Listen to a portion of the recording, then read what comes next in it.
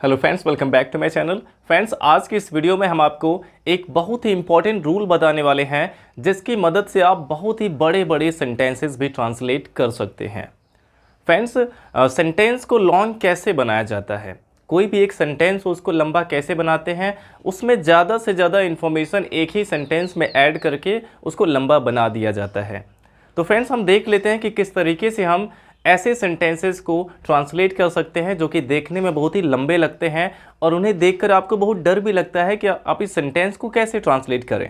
तो देखिए फ्रेंड्स, जैसे कि यहाँ पे हमने एक सेंटेंस लिया हुआ है कि एक बूढ़ा साधु 2 साल से उस घने जंगल में एक मोटे पीपल के पेड़ के नीचे अपने प्रिय शिष्यों को तंत्र मंत्र सिखा रहा था। अब देखिए फ्रेंड्स, इस सेंटेंस को कैसे एक्सपेंड किया गया है, कैसे एक छोटी सी सेंटेंस को यहाँ पे और बढ़ा दिया गया है, इसमें ज़्यादा से ज़्यादा इंफॉर्मेशन को ऐड करके। मेन बात इसमें क्या है कि एक बूढ़ा साधु अपने शिष्यों को तंत्र मंत्र सिखा रहा था।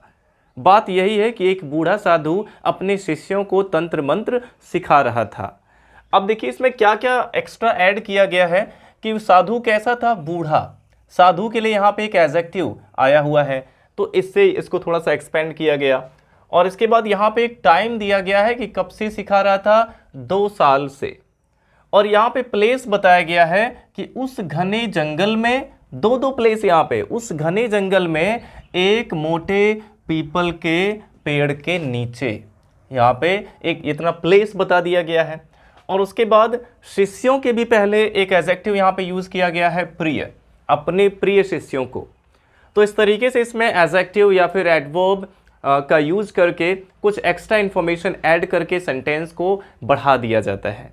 तो देखते हैं हम इस सेंटेंस को कैसे ट्रांसलेट कर सकते हैं। फ्रेंड्स, सबसे पहले हमें इसमें टेंस को आइडेंटिफाई करना होगा कि इसमें किस टेंस का यूज किया गया है। और इसके लिए हम सेंटेंस के लास्ट में देखेंगे। तो लास्ट में क्या आया हुआ है, रहा था। लास्ट में आया है रहा था, और रहा था, रही थी, रहे थे, 2 टेंस के लास्ट में आता है।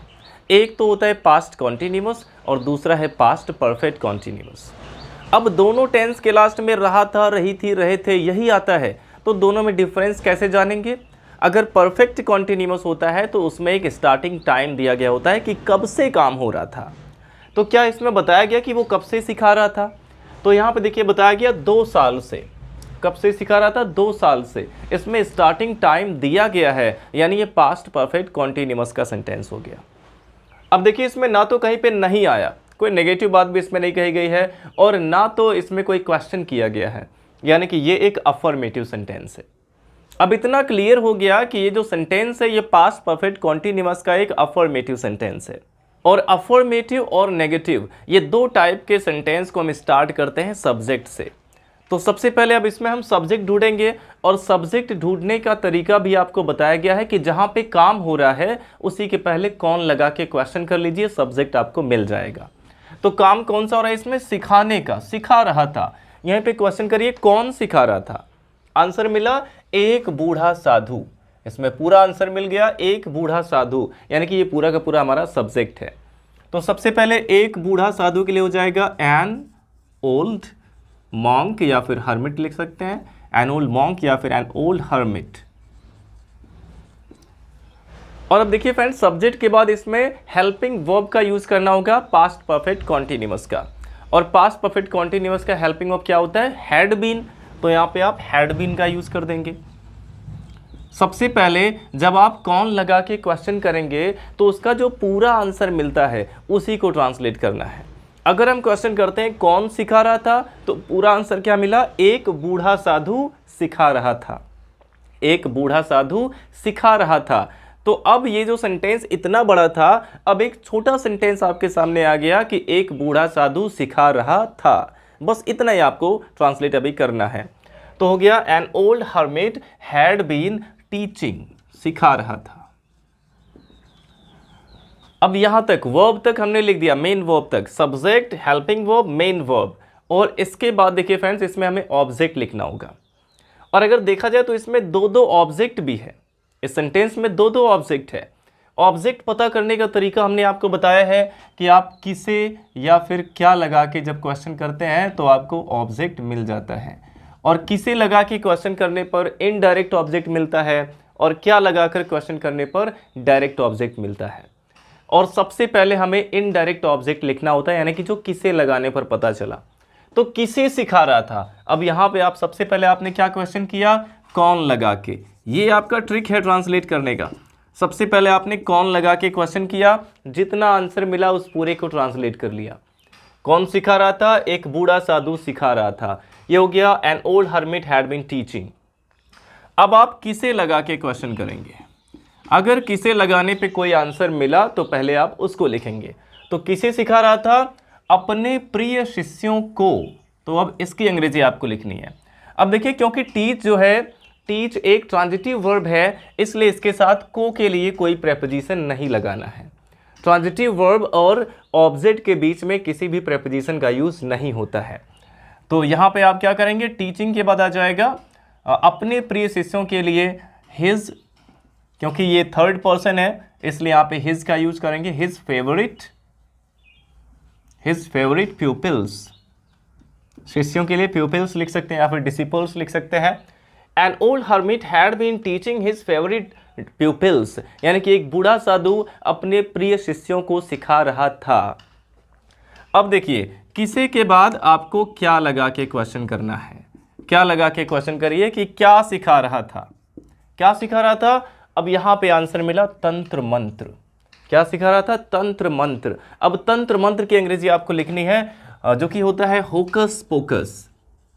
थोड़ा सा फनी भी है, आप यहां पे लिख सकते हैं होकस पोकस, जिसका मतलब होता है तंत्र मंत्र, होकस पोकस।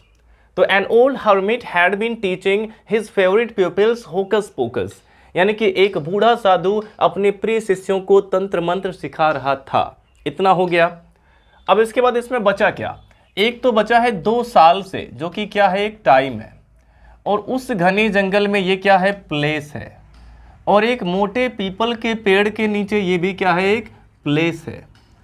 और क्या इसमें बचा, बस इतना इसमें बचा है, टाइम और प्लेस बचा है।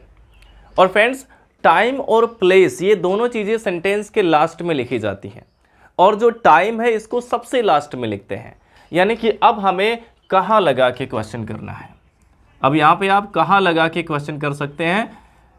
तो आंसर क्या मिला, उस घने जंगल में एक मोटे पीपल के पेड़ के नीचे। कहाँ लगाकर जब हमने क्वेश्चन किया तो यहाँ पे 2 प्लेस दिया गया है।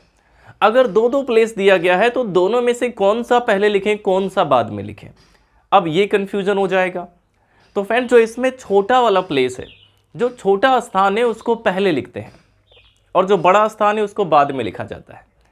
जैसे मान लीजिए कि गांधी जी गुजरात के पोरबंदर में पैदा हुए थे, तो पोरबंदर छोटा जगह है, गुजरात बड़ा जगह है, तो Gandhi ji was born at Porbandar इन गुजरात, ऐसा लिखा जाता है। तो छोटे जगह को पहले लिखेंगे। छोटा जगह इसमें कौन सा है, पीपल के पेड़ के नीचे का जो स्थान है वो छोटा है, और जंगल तो पूरा बड़ा है। तो पहले अब आपको लिखना है एक मोटे पीपल के पेड़ के नीचे। अब यहाँ पे एक प्रेपोजिशन का यूज हुआ है, के नीचे। के नीचे के लिए आप किसका यूज कर सकते हैं, अंडर का यूज करेंगे।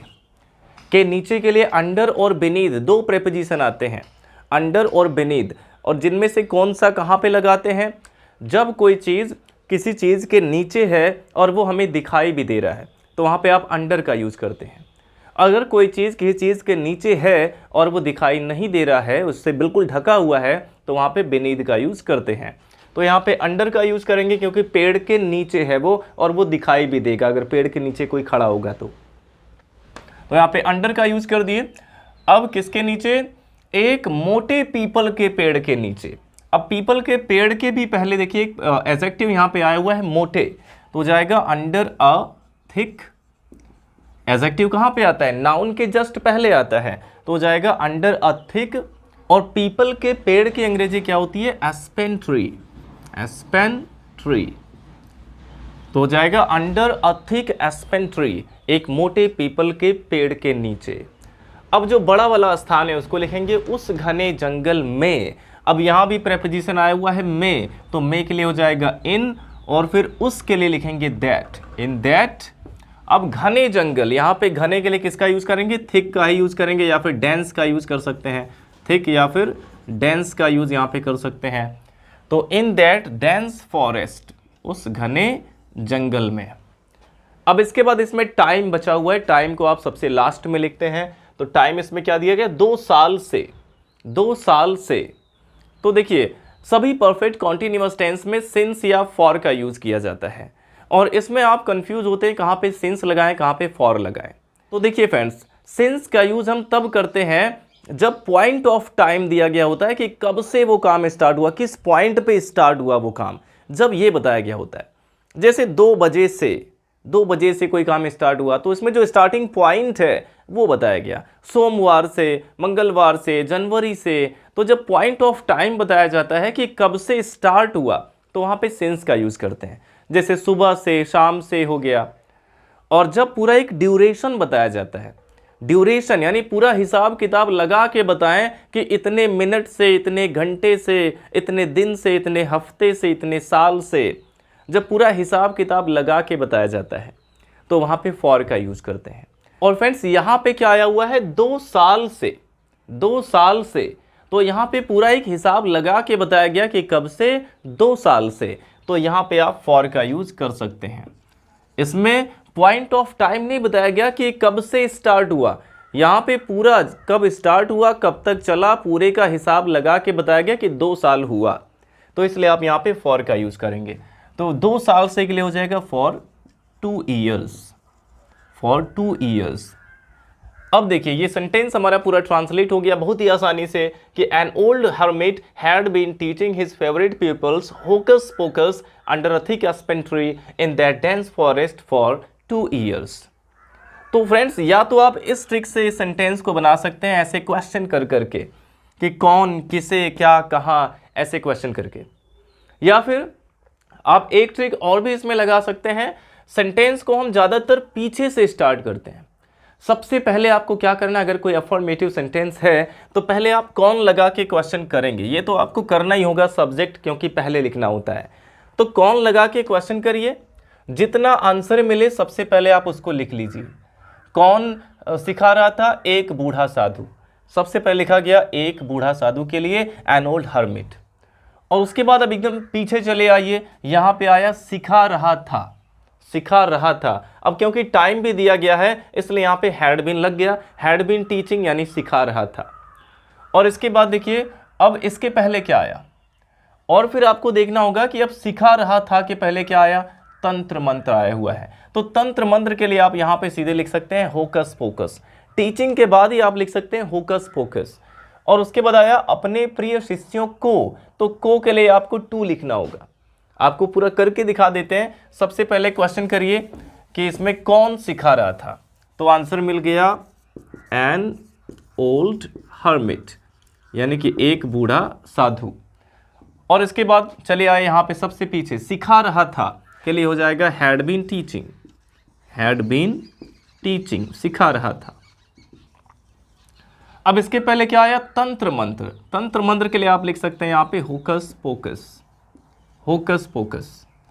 अब इसके पहले आया अपने प्रिय शिष्यों को, तो पहले को के लिए आप यहाँ पे लिख सकते हैं टू, को के लिए टू का यूज कर सकते हैं। फिर अपने प्रिय शिष्यों, अपने के लिए हो जाएगा हिज, और प्रिय के लिए हो जाएगा फेवरेट, फेवरेट, और शिष्यों के लिए हो जाएगा प्यूपिल्स। और अब देखिए इसके पहले क्या आया, एक मोटे पीपल के पेड़ के नीचे, तो सबसे पहले यहाँ पे के नीचे के लिए आप अंडर का यूज कर सकते हैं। और फिर क्या आया, एक मोटा पीपल का पेड़, इसकी अंग्रेजी आपको लिखनी है तो हो जाएगा अ थिक एस्पेन ट्री, अ थिक एस्पेन ट्री। अब देखिए इसके पहले क्या आया, उस घने जंगल में, तो में के लिए हो जाएगा इन, फिर उस घने जंगल का हो जाएगा that dense forest, that dense forest. और इसके बाद देखिए यहाँ पे इसके पहले क्या आया, 2 साल से, 2 साल से। यहाँ पे पूरा हिसाब किताब लगा के बताया गया, तो आप यहाँ पे से के लिए फॉर का यूज करेंगे, फॉर 2 ईयर्स। तो एक तो आप इस ट्रिक का यूज कर सकते हैं कि सबसे पहले आप कौन लगा के क्वेश्चन करें, और इसके बाद आप किसे लगा के क्वेश्चन कर सकते हैं, किसे लगाने पर जो आंसर मिले उसको लिखेंगे। और किसे के बाद आपको क्या लगा के क्वेश्चन करना है, क्या लगाने पर जो मिलेगा उसको आप लिखेंगे। क्या के बाद आप कहाँ लगा के क्वेश्चन कर सकते हैं, और इसके बाद कहाँ लगाने पर जो आंसर मिला उसको लिखेंगे। अगर इसमें दो दो प्लेस है तो पहले छोटा प्लेस उसके बाद बड़ा वाला प्लेस लिखेंगे। दो दो टाइम आ गया तो पहले छोटा टाइम फिर बड़ा वाला टाइम लिखेंगे। इस तरीके से लिखना है और लास्ट में आपको कब लगा के क्वेश्चन करना है। तो या तो आप इस ट्रिक से इसको ट्रांसलेट कर सकते हैं ऐसे सेंटेंसेस को, या फिर आप इस तरीके से भी कर सकते हैं कि पहले आप कौन लगा के क्वेश्चन करिए, जितना आंसर मिलेगा वो हमारा सब्जेक्ट होगा, सब्जेक्ट लिख लीजिए और उसके बाद पीछे से होते हुए आप आगे की तरफ चले आएँ, आपका पूरा सेंटेंस ट्रांसलेट हो जाएगा। तो इस तरीके से फ्रेंड्स आप बड़े बड़े सेंटेंसेस को भी ट्रांसलेट कर सकते हैं। आई होप आपको समझ में आ गया होगा। अब इसके बाद आपको यहाँ पे हम एक सेंटेंस दे रहे हैं जिसे ट्रांसलेट करके आपको हमें कमेंट बॉक्स में बताना है। तो वीडियो अच्छा लगा हो तो लाइक करिएगा और अगर आप ऐसे ही यूजफुल वीडियोस देखना चाहते हैं तो हमारे चैनल को सब्सक्राइब जरूर करें। तो मिलते हैं आपसे नेक्स्ट वीडियो में नेक्स्ट टॉपिक के साथ, तब तक के लिए बाय बाय।